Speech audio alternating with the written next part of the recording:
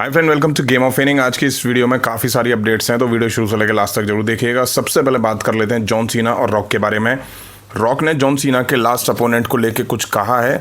Rock कहते हैं कि जॉन सीना का लास्ट अपोनेंट कौन होगा, इसमें उनका थोड़ा बहुत इन्फ्लुएंस है, लेकिन वो इस बात पे जोर दे के कहते हैं कि ये जॉन सीना पर डिपेंड करता है। वो कहते हैं कि जॉन सीना के लास्ट अपोनेंट में मेरा थोड़ा बहुत इन्फ्लुएंस है, लेकिन रियली मैं जॉन सीना जिसे चाहते हैं वही रियल में होगा। यह मैं, निक खान या ट्रिपल एच नहीं है।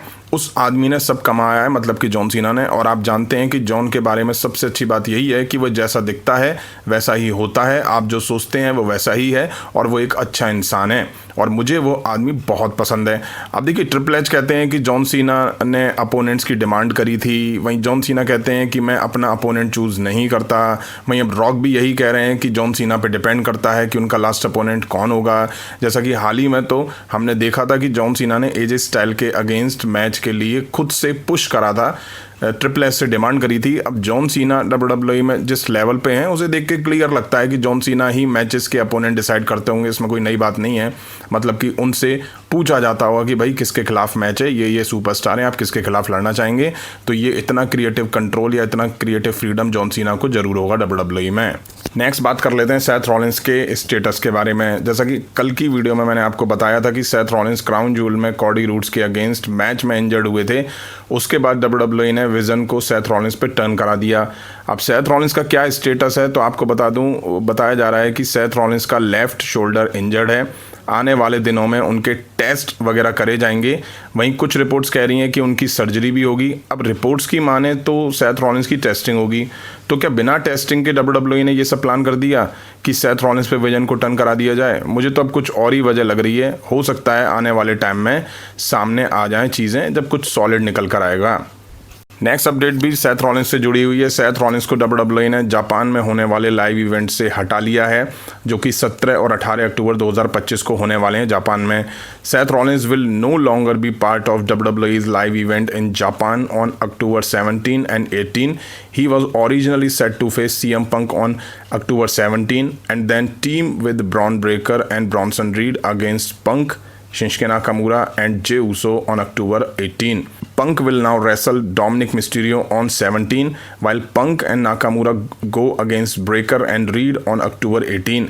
ओरिजिनली सेथ रॉलिंस यहाँ 17 अक्टूबर को CM पंक को फेस करने वाले थे सिंगल मैच में।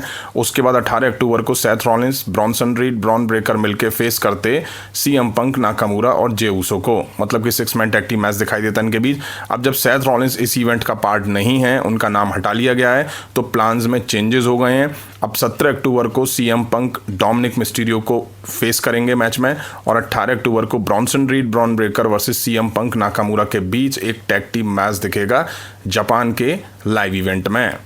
नेक्स्ट बात कर लेते हैं CM पंक के बारे में। CM पंक से रिलेटेड 2 अपडेट आ रही हैं। पहली ये कि 1 नवंबर 2025 को सैटरडे नाइट मेन इवेंट होने वाला है, और इसके पोस्टर पे CM पंक को जगह दी गई है। WWE ने ये ऑफिशियल कर दिया है। वहीं दूसरी अपडेट ये है कि एलिमिनेशन चैम्बर 2026 को लेके WWE ने कुछ अनाउंस करा है। एलिमिनेशन चैम्बर 28 फरवरी 2026 को होता दिखाई देगा। अब आप कहेंगे इसमें पंक का क्या, तो पंक का ये है कि एलिमिनेशन चैम्बर शिकागो में होने वाला है। इट मीन्स CM पंक के होम ग्राउंड में ये इवेंट होने वाला है, और आप सब जानते हैं कि एलिमिनेशन चैम्बर रेसलमेनिया से पहले होता है, और यहाँ चैम्बर को जीतने वाले पे मौका होता है वर्ल्ड टाइटल मैच का। इसलिए माना जा रहा है कि साल 2026 का एलिमिनेशन चैम्बर CM पंक जीतेंगे, और वो जीत के रेसलमेनिया में टाइटल के लिए चैलेंज करेंगे किसी सुपरस्टार को। अगर उससे पहले CM पंक चैंपियन बन जाते हैं तो बहुत अच्छी बात है, फिर तो एलिमिनेशन चैम्बर में हो सकता है कि वो अपने टाइटल को डिफेंड करते हुए दिखाई दे जाएं। नेक्स्ट बात कर लेते हैं सेथ रॉलिंस के बारे में। जैसा कि मैंने आपको बताया कि सेथ रॉलिंस इंजर्ड हैं, और उनको शोल्डर में इंजरी हुई है, और बताया जा रहा है कि उनको सर्जरी की नीड है। तो क्या सेथ रॉलिंस अपना वर्ल्ड हैवीवेट चैंपियनशिप ड्रॉप करेंगे? देखिए, अभी कंडीशन देख के तो यही लगता है कि शायद से सेथ रॉलिंस अपना वर्ल्ड हैवीवेट चैंपियनशिप रिलिंक्विश कर सकते हैं। हो सकता है कि WWE उनको रॉ में किसी एपिसोड में दिखाए, और वो आके अनाउंस करें कि वो इंजर्ड हैं और टाइटल छोड़ रहे हैं, और ठीक होके मैं फिर से वापस आऊँगा। इसके बाद वर्ल्ड हैवीवेट चैंपियनशिप वैकेट हो जाएगी, और फिर हमें CM पंक और किसी सुपरस्टार के बीच मैच दिखेगा। CM पंक इसलिए क्योंकि पंक नंबर 1 कंटेंडर मैच जीत चुके हैं, और वो ओरिजिनली चैलेंज करने वाले थे सेथ रॉलिंस को, बट सेथ रॉलिंस तो इंजर्ड है। ये बिल्कुल वैसा ही है जैसा कि नाओमी ने प्रेगनेंसी की वजह से टाइटल ड्रॉप करा था और स्टेफनी वकर नंबर 1 कंटेंडर बन चुकी थी उनके टाइटल ड्रॉप करने से पहले। फिर हमें वैकेट टाइटल के लिए मैच दिखा था। ऐसा ही कुछ वर्ल्ड हेवीवेट चैंपियनशिप के साथ होता दिखाई दे सकता है।